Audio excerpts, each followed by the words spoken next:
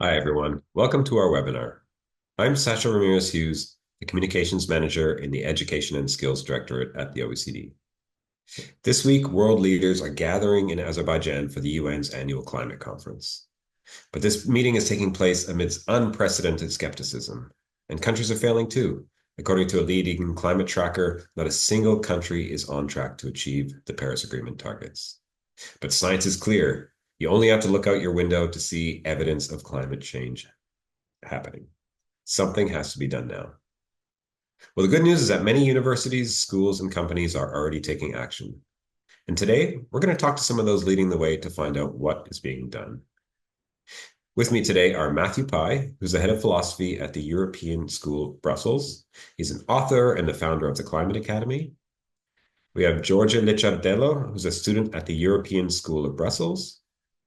Susan Gill, who's a manager, climate strategy and skills at SOLAS.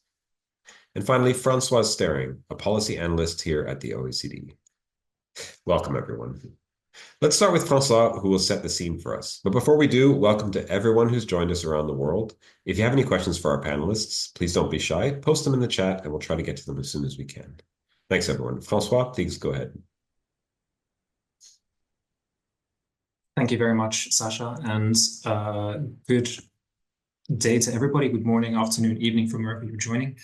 My name is François Staring. I'm an analyst in the OECD's higher education policy team. And as Sasha said, I just want to very briefly, before we start with the discussion, run you through sort of what we've done over the past couple of years here at the OECD around climate change and the role that education can play in helping us all actually do something and take action today for climate change. Back in 2022, we published a report to sort of review the state of play of what's actually happening around the world, and in particular with the climate.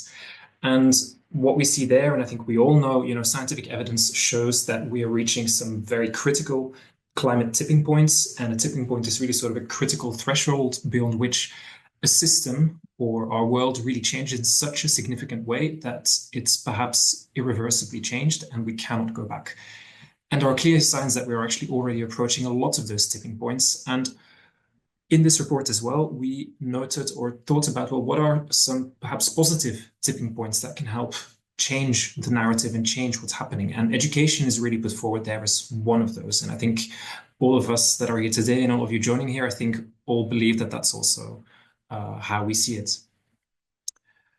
One of our key publications at the OECD here every year is our education policy outlook. And last year, in November, we had a specific focus on what countries around the OECD are doing in relation to climate change in education. And we basically asked education ministries in a survey, well, to what extent do you think that education environmental sustainability is important right now or over the next 5 to 15 years? And what we heard from education ministries was quite encouraging, right?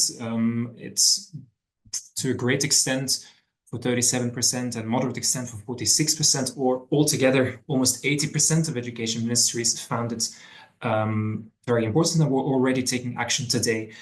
But I think perhaps less encouraging is that education still is sort of seen as it's something for the long term. It's something that can make long-term change attitudes and behavior of, in particular, younger people.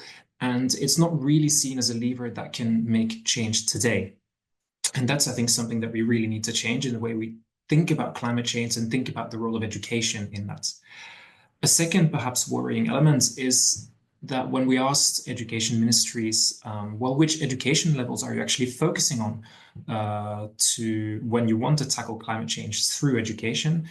And then we see that for 94% of ministries that responded, the focus was really on primary to upper secondary education.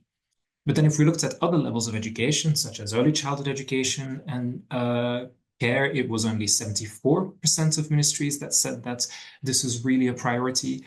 For post-secondary, even less, higher education, even less, and adult education, even less there. So again, I think this is another key element for us that we need to think about is let's not only focus on one level of education, but really let's get the entire education sector involved, because we need systemic change to tackle the systemic changes that are in fact being caused by climate change today. very quick overview of some of the work that we've done to date here at the OECD. We've published several reports looking at what can be done in school education, really focusing on that particular sector for climate change. In one report, we looked at how we can adapt curricula in schools. Another report looked at how we can better equip teachers and school leaders to transform their curricula and pedagogical approaches. And then in a working paper, we really looked at what is the evidence and best practice around specific pedagogical approaches, such as, for example, place-based education to introduce climate change within school education. We also looked at some of the competencies and ways in which curricula in higher education can be changed. And we also had a specific focus on sort of upskilling and reskilling through higher education. So really focusing on how do we get adults involved. But as I said earlier, increasingly here at OECD, I think we're trying to start seeing things from a more systemic or holistic perspective and not trying to think in boxes, thinking about, okay, we need to take action in school education, in higher education, in adult education, and then you have skills policies, labor market policies. For us, we're increasingly thinking that a holistic life cycle and cross-sectoral approach to sustainability education is needed. And this is exactly the narrative that we're going to be bringing in a new report that's going to come out in approximately 1 month from now. And I think really central in that report is that we want to find ways in which we can foster agency for socio-behavioral change, not only through formal education and training, but also through wider societal engagement and engagement with the labor markets. A second key element of the report is really focusing on ways in which we can promote technical and transversal skills development across the entire active labor force, including through skills anticipation and forecasting, career guidance, as well as, again, thinking about transitions and permeability across different levels and sectors of education and training, which I think is an issue that we've had for a very long time and that countries have been working on for a long time already. But climate change really can work as a lever to also get us to think in a more systemic way about education and its connections with other levels of society. And here are just a couple of points or elements that we're talking about in the reports. I guess in relation to the first point I was making earlier about the need to get society as a whole involved in the debate about climate change, I think what we see, especially in recent years, is an increasing distrust or non-belief in climate change. These are just a couple of figures of climate-related protests around the world. And as you can see in that figure, in January, March 2024, for example, there was quite a large number of anti-climate protests. And the reasons for this are, of course, extremely complex. And in many ways, they're also related with the ways in which policies are being implemented. For example, policies for the climate are implemented, but they're not considered in relation to other policies. What we also see in our work is that, and again, this comes back to the point I was trying to make earlier in the presentation, we often tend to focus on education and how it can help tackle climate change as something for the long run. Education is there to focus on primary, lower, upper secondary, and we need to really focus on those generations because they will fix the problems, right? It's the younger generations, but we need the entire society. We need adults already in the labor force. We need the high emitting industries to change. And in order for that to happen, we need adults to upskill and reskill and engage in lifelong learning. And what we see in our data is, in fact, that adult participation in lifelong learning is not where it probably should be. Only 4 out of 10 adults participate in regular lifelong learning for job-related reasons to date. And we also have evidence showing that workers in high-emitting industries are less likely to engage in lifelong learning than other adults.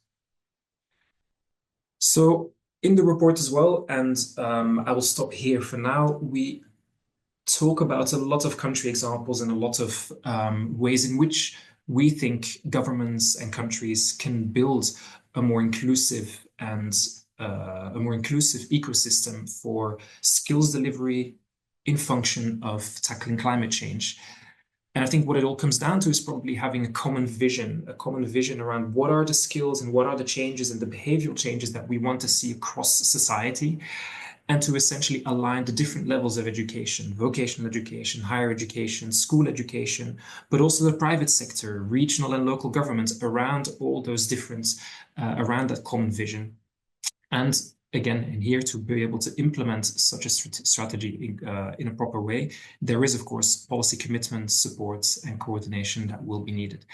And this is just a very quick flavor of some of the things that we will talk about in the reports that we will be publishing next month.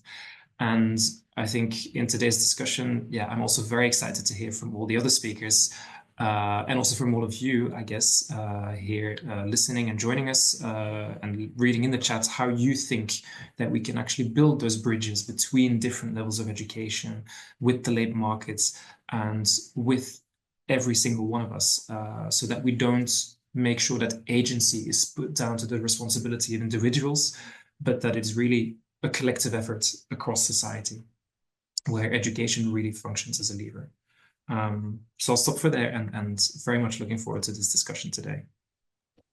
Thanks so much, François. I think it's a fascinating, I really love this paper, especially because, it really, and what you spoke about is really that, there's a nexus. I mean, climate change doesn't happen on its own as a separate issue to everything else. We all have to live our lives. We have to have jobs. We have to, get about our daily business, visit family and things. And so this affects us in different ways. And sometimes there are trade-offs to be made, and we have to understand how to evaluate climate change in such a way that we can still function as human beings and have good, full lives. And that's a very difficult thing. So I think it's really fascinating. But as you say, let's hear from our panel. I mean, we have a bunch of experts with us today, and we can hopefully bring more concrete examples and shed more light on this topic. So let's open up the panel discussion with kind of look at the state of play today. And Susan, I want to start with you. Tell us about SOLAS. What is it, and how does climate awareness factor into the education and training work that you're doing? Yeah. Thank you. So SOLAS is the Irish Further Education and Training Authority. So we fund and set the strategic direction for 16 education and training boards around the country, who look after about 200,000 students or learners annually. And that the further education and training sector, also known as VET across the rest of Europe, Ireland has to be different, we call it VET. It operates at NFQ level 1 to 6, which in Europe is the NFQ level 1 to 5. So we offer, the education and training boards offer a range of provision, ranging from traineeship, apprenticeship, post-leaving cert courses, upskilling courses, micro-qualifications. And this time last year, we were really struggling with the amount of legislation, the amount of policy, the amount of strategies and action plans that were coming from government around climate action, but which didn't mention skills or training. Okay, so we need to meet all these targets, we need to do this, but how do we get there? So we were at COP last year, COP28, and we proposed that we develop a strategy to try and see what are the necessary skills that are going to be needed to meet that 50% greenhouse gas reduction by 2030. So we developed, I have it here, it's hot off the press. We developed something called Green Skills 2030. So this is the very first national further education and training strategy for the green transition. And what we did was, we worked with partners KPMG, and we looked at the various different industries that are government priority in Ireland in terms of greenhouse gas emission targets. So these are construction and built environment, energy and engineering and manufacturing, transport and logistics, agriculture and forestry, biodiversity and the environment, tourism and hospitality, and accounting and business. And we surveyed a number of employee representatives to find out what are the skills gaps in new and emerging green occupations at NFQ level 1 to 6, the skills gaps for the greening of existing occupations at 1 to 6, the transversal skills required for 1 to 6, and what kind of pathways between further and higher education need to be developed to meet those skills gaps. We then looked at all of the indicative programs that could be developed by the further education and training sector to meet those skills gaps, and whether or not there were any opportunities for specialist VET skill centres to meet those skills gaps. So that has come out now. That was published on the 15th of October in the Mansion House in Dublin. It was launched. We actually had somebody from the OECD there, Jana I'm going to mess this name up now. Jana Toplovic was one of our panelists, and it was brought to government cabinet by our Minister for Further Education and Training. So we're only at the start of this journey in terms of what a more strategic approach to climate action awareness, climate action training within FET. We had a number of courses. We had provision in nearly zero energy building centres of excellence before that. But in terms of actually bringing all of those international, EU and national directives, legislation and policy together, we're at the start of that now, and we are going to start implementing next year. Thanks, Susan. So interesting. So, I mean, it's fascinating, and I, often when we think about skills needed for the green transition or transformation, we think about EV technicians and stuff. But I think what you spoke about in the report is that there are actually many different sectors that are fundamentally affected. I know construction, building is one of the biggest ones, and it's one of the most difficult often to make greener. How much do you? I mean, this might be a tricky question, but how much do you is it kind of reskilling or adapting existing jobs, greening existing jobs versus new industries, new green technologies? Where do you kind of see the needle falling? Or I mean, I'm sure it's a mix of both, but do you see a kind of emphasis in one or the other? Yeah, it is a mix of both, but the emphasis really is on reskilling. It's how do we do our jobs in a more clean, green, efficient way. So the upskilling of existing employees is probably where the largest amount of training is going to happen in the further education and training sector. We know that a lot of the jobs of the future, we don't even know what they are yet. So it can be very, very hard to predict where some of the areas are going to be. But certainly the findings of this report is around that reskilling piece. Fantastic. Well, thanks so much. Matthew, let me turn to you next. Tell us about the Climate Academy. What is it? How does it help schools and businesses recognize climate change skills? Yeah, thank you. I think if I start actually with where François started, because the first slide on your presentation was tipping points. And that is the place where we should start, at the system level of what is going on. These are the boundary markers which we absolutely cannot afford to transgress. And yet, although we have schools in all of your graphs, we have schools which are committed to climate change, different levels, different percentages. Today, I don't think that more than 1% of a secondary school leaver would actually understand what a tipping point is. So we have this weird illiteracy in our schools about what the crisis is about, because in general, schools weirdly, I think, fetishize plastic waste, recycling projects, small individual local actions, which is fantastic for younger children, for primary school, but we just don't upskill them as they go through secondary. So we leave them behind, and that causes boredom. It causes, let's say, disempowerment and disenfranchisement. Like, well, what's the point of me doing this? Like, what's it even, So although they advance in all their other subjects, in mathematics, in economics, in psychology, music, we push them to these really high approaching university level skills. And in environmental stuff, it's always something on the side for a few noble, virtuous people who might want to do something extra. And that is an astonishing gap that we are not. So that's the reason for the Climate Academy. I designed the Climate Academy 12 years ago to fill in this gap in, well, first of all, knowledge. I mean, I think it's fair to say that we are still pretty illiterate. I mean, that's not even just talking about those who are climate skeptics. Even those who are committed, there is even a gap amongst teachers, amongst students, about really the landscape, the proper landscape for things. And that infects the way in which we talk about it, because we don't frame it properly. So I just wanted to start there, because I think that really illuminates one thing which is not evident from most of the reports that you see and what is behind the surface. So when you see schools committing to things, they're generally only committing to things which are really quite low level. So if I kind of flip it now, so that's the first, the Climate Academy has 3 pillars. The first pillar is this systems understanding. And maybe Giorgia can talk about some of the stuff that she learned at that level. And then the second pillar that we have is this civic engagement. So it's really important and it's empowering for students to take this knowledge, because they get a sense of vertigo when you see the science, for example, just on carbon budgets. The media out there still talks about 1.5 as if it's even half doable, but there's only 112 gigatons left, and we're going up 42 gigatons a year. So 42 times 3, that's 3 years, 1.5 is gone. So when people talk about targets like, oh, the target, the European target for 2030, or 65% reduction, like, hey, what? Okay, you're on target for your target, but what about science? What about the laws of physics? The laws of physics state that we surpass 1.5 in 3 years. So when you really have a clear view of the science, it provokes all kinds of questions about the media, about.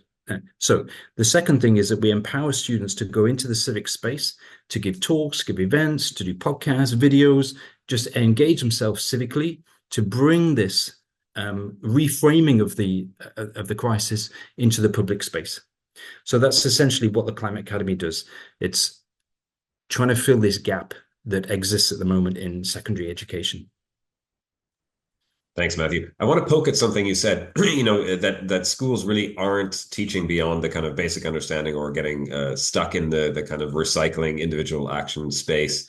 Why is that? I mean, climate change is not new. It's been known for decades, many decades. Why do you think it is that schools aren't really going beyond that to teach at a kind of higher level, and to actually turn young people into more climate aware, certainly, but or more active kind of agents? It's a good question. I think there's lots of, with any complex system, there's a complex set of answers. So I think there are some things you can pick out, though. I think one is that it's just a little bit weird. Like certainly when I found out about the crisis at a systems level with any clarity, I was just shocked. And it was 12 years ago, and I couldn't believe that I didn't know it before. So part of the brain, there's like a sort of dissonance, like, what, really? And the status quo as it is really one of those like, what really moments. And I think when the system, there's like an inertia in any system to change, and we're still stuck in that. And I think somewhere we don't accept the truth. It's just a little bit odd. And of course, it's a little bit scary. Like when you start talking about tipping points, or you start talking about whole systems collapses, that's an area which is, let's say, intimidating. You have to have confidence in the science to be able to put that forward.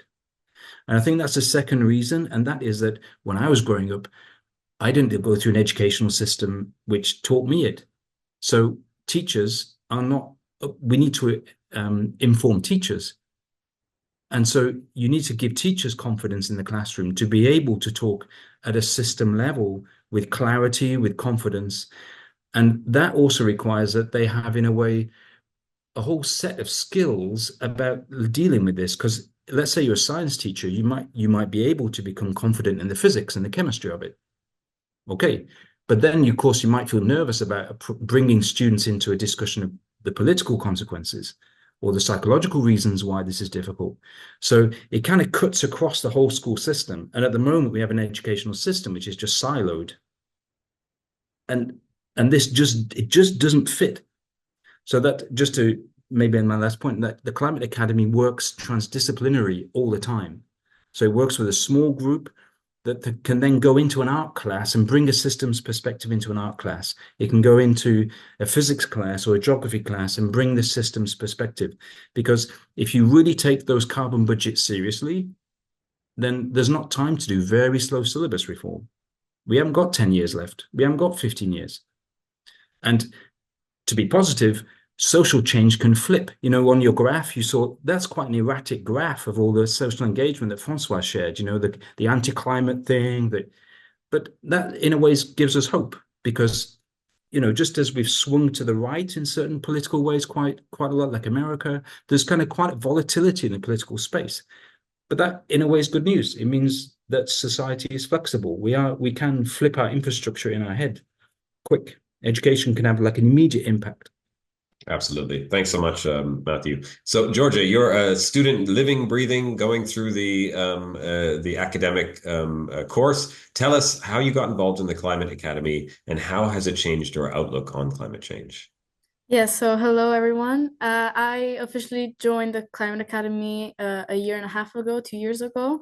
It was originally meant to be a small group of, at least my part in the Climate Academy was supposed to be with a small group of Italian students who were interested in going on a trip to Italy, Varese and Parma to give presentations and to inform others on climate change. And why I joined is not because of the trip, but because the presentation that Mr. Pai gave us at the beginning of the year, during the year, was very intriguing in the sense that I didn't know many of the things on the presentation, and that was surprising to me because I had always thought I was informed and I knew many concepts and many things surrounding climate change. But then the words budget, carbon budget, or tipping points came on the presentation, and I thought to myself, what is this? It's interesting, it's probably useful, and it's a new perspective, which is why I joined. And what we do with the Climate Academy is that we take this systems understanding, which is what Mr. Pai mentioned before. And what the systems understanding is that it changes your perspective of climate change from an individual's role in climate change and in the worsening or bettering of climate change, and it shifts it to a system and a societal effort to make climate change better or worse. So while before I would have thought that how the Climate Academy has changed my outlook is that while before I would have thought that the individual's actions are the ones that only change um, our society and our living conditions, we now, as the Climate Academy, and I personally understand that it is more of a collaborative issue or a solution. Because while climate change is obviously very negative and we're obviously going towards very important tipping points and very important changes for our ecosystems, our environment, our way of interacting, there can still be something to do. And before going into the Climate Academy, I would have thought that there was nothing we could have done about climate change, even if everyone starts recycling and starts producing less plastic, which is obviously very good initiatives. Altogether, I don't see it being done in front of my eyes. I don't see people every day caring about where they're throwing away their plastic waste. For example, at school, there are bins, yellow, blue, and black, bins where you're supposed to throw away your garbage, and nobody respects those, which even if it's not made for, even if people don't necessarily think much of this problem of people not throwing away their garbage, it gives you a pessimistic view on how society operates. And I think with the Climate Academy and understanding that not the individual isn't responsible for making a solution or creating the problem, it gives us a more positive aspect on how we can change going forward. Thanks so much, Giorgia. That's so interesting. I mean, I can attest that people at the OECD also don't always throw out their garbage in the right bins. But as you say, I mean, moving from an individual to a systems perspective also helps you, understand how all these pieces fit together and not be so defeated, immediately when you see these small negative impacts coming. So I think that's really inspiring. François, I want to ask you a question that's come from the audience, from Greg Alvaro in the Philippines. And he's saying, this is all well and good, but how do we actually rebut claims that climate change isn't real? There really does seem to be a polarization of opinions happening at the moment where, we're dividing into camps and those anti-climate change people are really becoming much more vocal than they were before. So how do we fight this?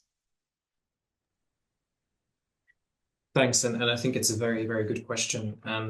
I guess I would start by, I think, reiterating something that Matthew was saying earlier. And I think it really comes down to coming back to building knowledge and focusing on science and what are actually the facts and the figures, and trying to, based on that, promote a systems thinking and a holistic understanding of the issue. And I think that's really, really incredibly important to do, to not oversimplify the issues, and to and that's, I think, there's a big role there for our formal education and training systems from primary all the way up to higher education. And I think as a second or next step there is that increasingly, I think we will need to get our education and training systems to do more active outreach and engage with society to disseminate that science, disseminate that knowledge more profusely, more widely across society. So that's kind of like the one way, reaching out actively. And we see a lot of countries in which that sort of science communication is really starting to be promoted. I know about Germany and the Netherlands that have recently set up sort of national centers to really support universities or higher education institutions with approaches to science communication. You will also have institutions specifically within higher education institutions that will promote academic staff with their efforts in academic societal engagement, because it's not always first nature, I think, for academics to reach out to society. Very often academics, as we all know, they're really focused on their research. They like going into a lot of depth, but then to actually do that communication and to do that active outreach is not always very easy for them. And it comes again back to time, I think, as well, time and recognition and rethinking the academic career structures that we have there. So there's a lot of complex issues there that I think we need to work on, I guess, specifically for higher education there, in order to really engage society. And if I'm thinking about school education, I mentioned, I think, earlier as well, I think the importance of sort of place-based approaches. And I think what it comes down to here is to really also think about what are ways in which we can get our students to actively work with problems in their community related to climate change, for example, related to other societal issues, and engage with local actors, local companies, work with local authorities and issues that are there within the local community.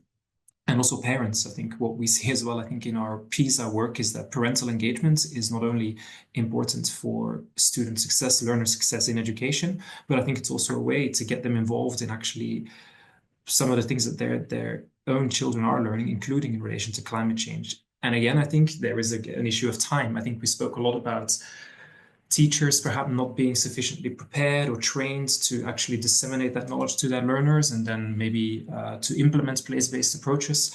But I think time also comes from giving space in the curriculum. I think we face incredibly overloaded curricula, and every legislation, every year there is another topic. Then it's climate change, then it's digitalization, then it's AI, then it's gender equality, and everything gets dumped and packed into the curriculum. And I think we need to find ways in which we can link different concepts together and become more effective at teaching certain things so that we can create space and time for experimentation, for collaboration, and place-based approaches, especially, I think, in primary, secondary education. Thanks, François. I think that's so interesting. And, if I may add yet another one, speaking for the communications community, I think it's also incumbent upon us to break out of our silos and to, reach into platforms that we may not like and use channels that we may disagree with to actually have conversations there. We have to go to where people are to communicate with them because, you see the communications world, the social media networks that we use are becoming more and more siloed as well. And I don't think that we have that luxury anymore to just communicate where we want to and use the messages that we want to. We actually have to go reach people where they are. So I think that's an important point. Good. So let's turn now to schools and look at how ready we think schools are for the kind of things that we've been talking about. And Giorgia, I want to start with you again. Do you think, talk about your own experience. Do you think students are more aware of climate change issues than before? Do you think this translates into action? Because if they're more aware, are they actually more willing to do something about it? And what does that look like? So I have two experiences I'd like to talk about. There's the experience here at my school in Brussels, the European school, and there's the experience I got from interviewing and presenting in Varese and Parma. So starting with my school, in my school, there are a lot of students who have parents that have to do have their work to do with like policy making. So many of the parents in my school will work in the European Commission, meaning translating to the parents having more literacy than some parents in Italy, for example, that do not work in the European Commission. Because when I went to interview, I didn't go to interview to the Varese's European school. I went to a local school. So I had some conversation with other students here at school, and while if you ask someone in my school, do you know about climate change? They'll probably say yes. They probably will say, I know about climate change. I know that we should be recycling. I know that we should use less cars. That's not what we're looking for when we ask, do you know about climate change? When we ask about climate change, we are hoping people will talk about tipping points or carbon budgets, or just about the fact that the temperature is rising and how much we should reduce carbon emissions. While students in my school will say that they know about climate change, they don't know about these aspects. They're stuck at the primary level of climate education. And as we've mentioned before, I do not remember who said it, but we mentioned before that climate education doesn't grow mostly. It stays at the same level all throughout our for some of the students here, 14 years at the school. So I think here you would, if you go up to anyone, they'll say they know about climate change, but then again, they don't know about the secondary level of climate education that we are focusing on. On the contrary, in Varese, I'll take Varese as an example, is the trip we went to last month, so it's fresh in my mind. We went to a local art school, which is just a normal school that has mostly a focus on art. And most of the people we presented tipping points, we presented carbon budgets, we presented the Paris Agreement. Most of the students did not know a single aspect of climate change that was on the PowerPoint. So it really shows the difference between where there's more of a focus on climate change, which is here in Brussels, and where there's not much of a focus. The interesting thing is that in Varese, a lot of teachers didn't know many of the things we presented. They didn't know about tipping points. They didn't know about the Paris Agreement and what it actually means. Because when you talk to someone and you say the temperature can rise above 2 degrees from the current levels, they don't know what you're talking about. They don't know the current levels. They don't know at what point we are. They don't know what we can do to actually actually stop the temperature from rising. So it was interesting to see how also the teachers at this school that didn't have any prior focus on climate change also didn't know much. So I think if we look at it from that perspective, it's also not only the students that have to focus on learning, but the teachers that have to focus on learning and by consequence teach their students. Thanks, Giorgia. It's so interesting. I mean, so you mentioned parental kind of education or occupation. I mean, if teachers are not that informed, what do you think are the factors that really make those students in Varese more informed than the other ones? Is it the parents, or what do you think it is? No, I would say that in Varese, they're not as informed just because of this, the fact that their parents are not part of the European Commission or other institutions of the sort. I mean, mostly just in a general way. There are probably some exceptions, but it's a very clear difference. Here, the students, they probably know more and would say to you that they know more. While in Varese, if we ask a student, they'll probably say that they don't know much. Mostly in the school we taught, we presented to. Obviously, we also interviewed in the streets of Varese, not only students, also adults and anyone that walked by, basically. And while there were different opinions, most replies were about primary level understanding of climate change. So cars and emissions and carbon footprints, which are also important, but not what we were looking for when interviewing.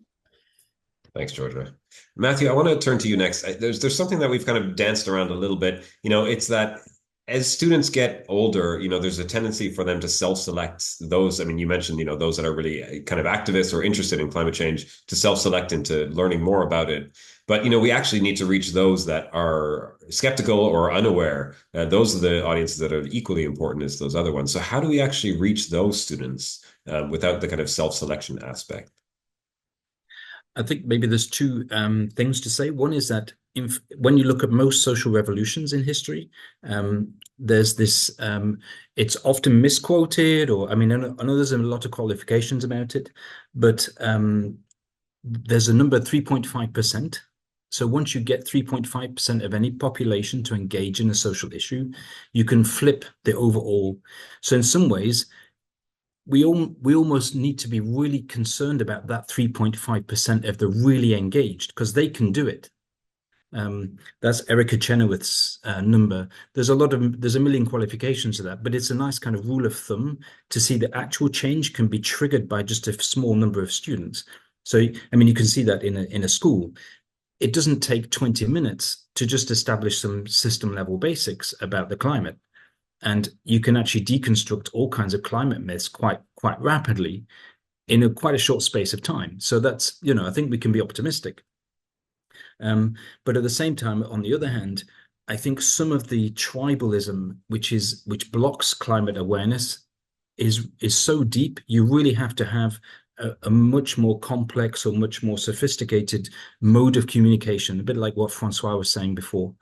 So there's a really good paper, it's quite old now, by Daniel Kahan about the science of science communication. And he looks at climate change in particular, and he noticed that, well, for example, what you can do is if you talk about rising sea levels, but you talk about the impact that will have on migration, then that's a big issue for those who, let's say, are politically conservative. So you don't always have to go down the same sort of, let's call them left-wing, equality, justice things. You can appeal to people. You can break open the tribalism, let's say, by having different modes of approach and different issues, because we all, everybody wherever you are on the political spectrum, you have virtues. I mean, you have principles, you have things which energize you. So that energy can be used in order to appropriate the climate information. And just for example, you can look at how tipping points, one of the projects that we're going to do with the art school in Varese, is we're going to do a project with them where the first part of the project is on just the science of tipping points. The second part is on how those tipping points affect women more than men. And then the third point is where all the students who follow the course will then do a portrait of a woman in their art class, informed by those two things. Now, that's about women. And of course, half the population is a woman. So if you see the injustice of how climate change is going to play out for women, it doesn't matter in a way what your political, so there are different ways you can enter into the psychology and break open, because once you understand how it's going to affect you, and very particularly inside your little virtue bubble, whatever drives you, what to get then you have you have a hook, and then the rest can follow. But throwing facts at things has never worked. If you can't bring a fact to a feeling fight or something. I don't know. Would you know what I mean? Absolutely. Yeah, no, I love that. I mean, I know that in Texas and Arizona, they've actually been pretty successful in engaging communities that wouldn't always engage in those conversations by framing it about energy independence, individual rights, water shortage, things like that. And actually, it's been fairly successful. But Susan, I want to turn to you. We've been talking a lot about school age students, but by the time students reach adulthood, many will have made their minds up about climate change. So what are some of the ways that SOLAS actually tries to reach those adults? Well, it would be the education and training boards that we fund and set the strategic direction for. That would really they'd be on the coal face of it in terms of reaching learners. And the good news is that in Ireland's secondary school system, we have introduced climate action and sustainable development as a leaving cert subject. So that would be the equivalent of the international baccalaureate here. So it means that students are leaving secondary school with knowledge of how climate action and climate change impacts sustainable development. Now, the problem is that it is, of course, it's an optional subject. Okay, so students there are self-selecting, but those who are selecting to do it then have maybe a more sophisticated understanding in terms of what the kind of, like we're in the business of training, what the kind of jobs are, and what kind of training they're going to need to avail of the opportunities of the green transition later on down the line. Part of the recommendations for as part of the strategy in terms of reaching people, particularly learners who are reaching the age of 16, 17 and thinking about careers, is promoting the opportunities that the green transition is going to provide them economically. So Ireland has made a huge commitment, for example, to the offshore wind industry. On both sides of the island, we're going to be installing offshore wind farms, and there's going to be an enormous amount of job opportunities there. The issue that we're facing is we don't know exactly what those kind of job opportunities are going to be. So there's kind of a chicken and egg situation in that we need X amount of workers in order for the green transition to happen and to meet our climate change targets. However, we don't know what kind of jobs are going to be needed, and therefore we can't train people when there is no jobs. So the promotion of existing opportunities is also something that features heavily in the strategy. And what we're finding is, and I think this is kind of the same in a lot of places, is that without legislation or regulation in certain sectors, people are not going to opt in to either learn about, do climate change awareness courses, or change their work practices in order to meet those targets. So we have a lot of legislation around construction. We're introducing legislation around electric vehicles, looking at standards development for training in that. And I think, sorry, I forget what the question is. I'm sorry. No, that's perfect. That's great. I mean, I think talking about the levers that we have at our disposal to drive change is important. I was really talking about behavioral change or educating the kind of more adult workforce. But I think you've gone some way to actually describing that. Yeah. I mean, like we have, and as I said, it's really about kind of for us and for the sector that I work in, it's about the promoting those opportunities. We have a huge agricultural sector in Ireland, so it's about promoting opportunities and anaerobic digestion, or biorefining or agri-food processing, and ensuring that people are aware that this is not about it's not about taking something away from them, that it's actually about providing opportunity. Absolutely. Yeah. No, I love that. And let's talk more about the kind of workplace, the workforce in a second. But I do want to close out this session by asking François about this issue of teacher capacity and, principally lack of staff time. I know is an issue. Lucy O'Meara from the UK has asked that. Christian Koenig has also asked, how can we train teachers? So you see there's a lot of interest and emphasis on the shortcomings of schools with respect to teacher capacity, who many of the teachers are overworked. What can we actually do to overcome some of these barriers? Yeah, good question. And I think indeed creating that time and that space for teachers goes, I mean, I think it's a multi-answer solutions that we probably need to go for. I think if we want to create time, or in fact create the capacity among the teaching workforce, I think the wrong answer is to think that a quick training course is going to solve all the answers. I think we sometimes see this, where we're going to just roll out a training course. All the teachers will need to do some continuing professional development. They'll all be trained in what climate change really means and how they can then teach that to their students. And I don't think that's really the only answer. I think what we need to create is indeed space, time for experimentation, and room for failure. I think room for experimentation, which often, especially I think in systems where you have very narrowly defined curriculum goals, where there are very high stakes examinations, it can really put a lot of pressure not only on students but also on teachers to basically stick within the confines of their discipline, instead of thinking outside of the box and actually collaborating with colleagues and exchanging with colleagues.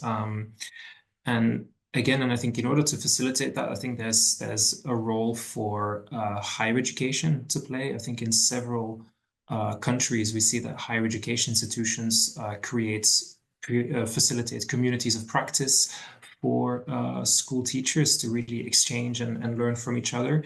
There's also a role, I think, for companies to come in, and we see in some countries as well that they create side routes into the teaching profession and make it more flexible and create really developing the teaching as a profession essentially, so that a career doesn't stay stable or flat over time, which I think we sometimes see within school education quite often, but we see a professionalization of the profession.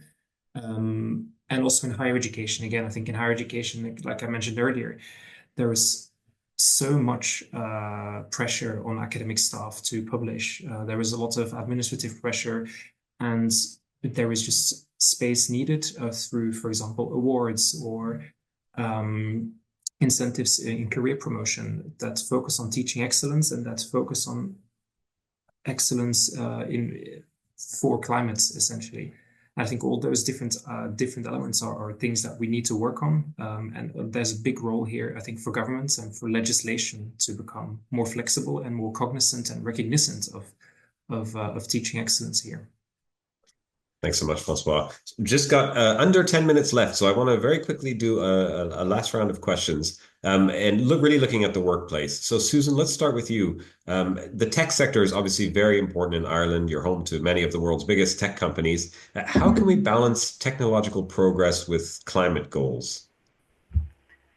Oh, that's a very big question. I suppose you have to solve all the world's problems right now. Yes, well, they're all big questions when it comes to climate change, isn't it? I'm not sure I'm qualified to answer that question as a representative of the Further Education and Training Authority. I think that's probably something that, that's a cross-government solution is needed there. I will say that we're quite lucky in Ireland in that climate change, climate action has not become overly politicized in the way that it has maybe in other countries. There is broad agreement among political parties that it's happening. There's cross-government agreement on the goals. There's now where people differ is how we achieve those. But one of the things that has come up is perhaps government investment in climate technology to mitigate the effects of particularly data centers in Ireland, is where a lot of this conversation is happening. And maybe to invest in training for data centers around the use of renewable energy, which they've already signed a purchase agreement that they're going to do that anyway. What's going to be interesting for Ireland is the reason that we have a lot of these companies here is because of our low corporate tax rate, and now with what's after happening in America last week.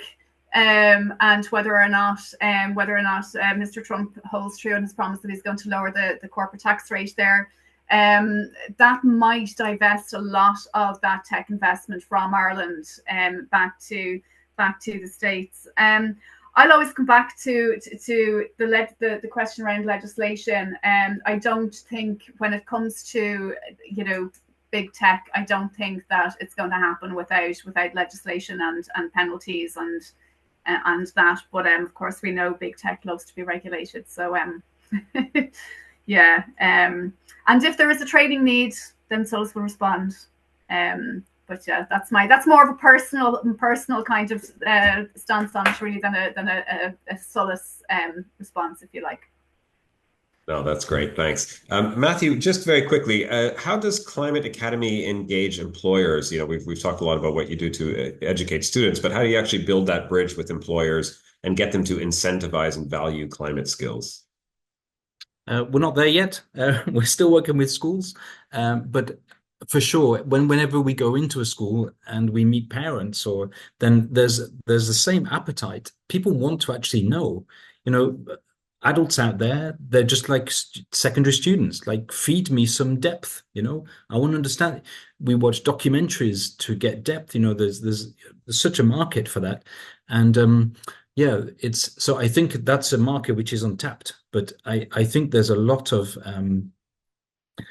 hidden momentum which you can quickly deliver. And again, I just put it in the chat about certificates. I think everybody's always wanting, if you like, selfishly to upskill themselves, improve their competencies in certificates, and that's like a private motivation.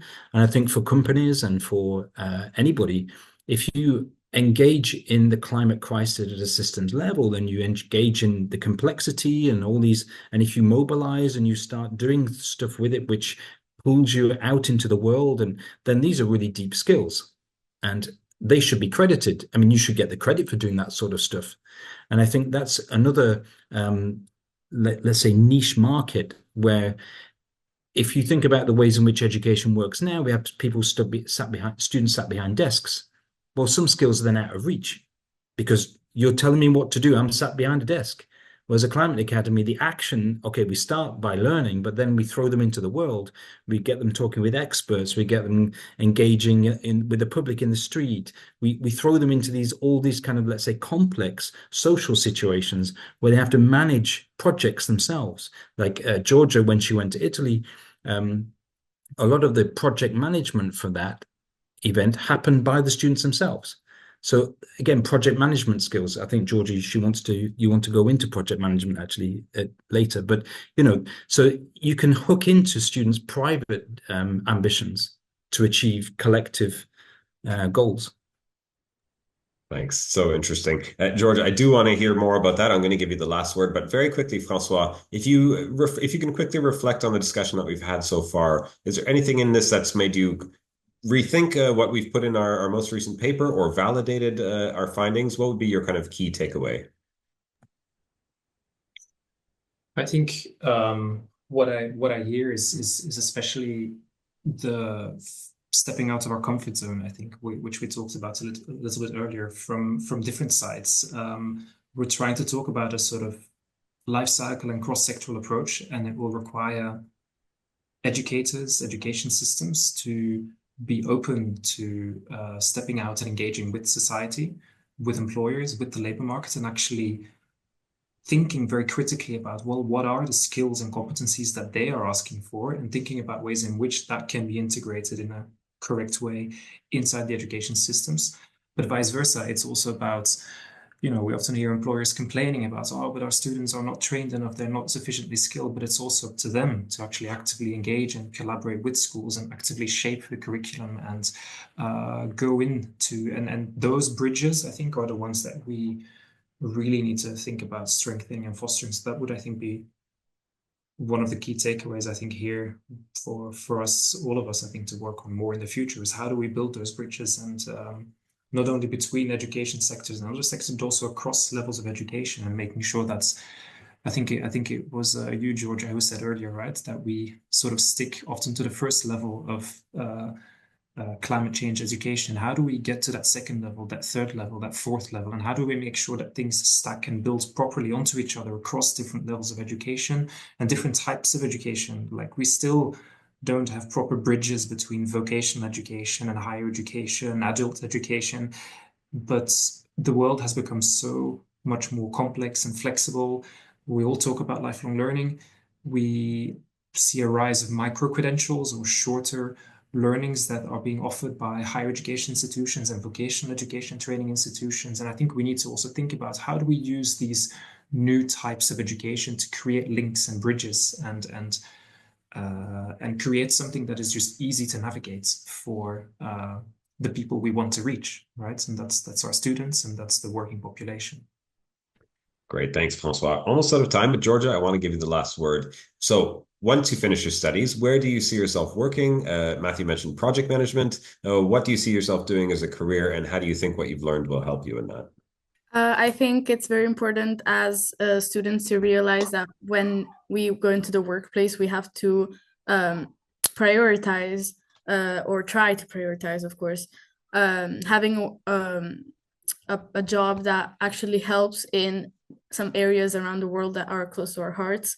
For me, that is, of course, climate change and just any other important human rights that should be respected. And I think as a project manager, which is what I want to be, I can achieve these goals and aims. So I can do my best in my with my future team, and just by myself, I will try my best to help with the knowledge I found through the Climate Academy and through experience.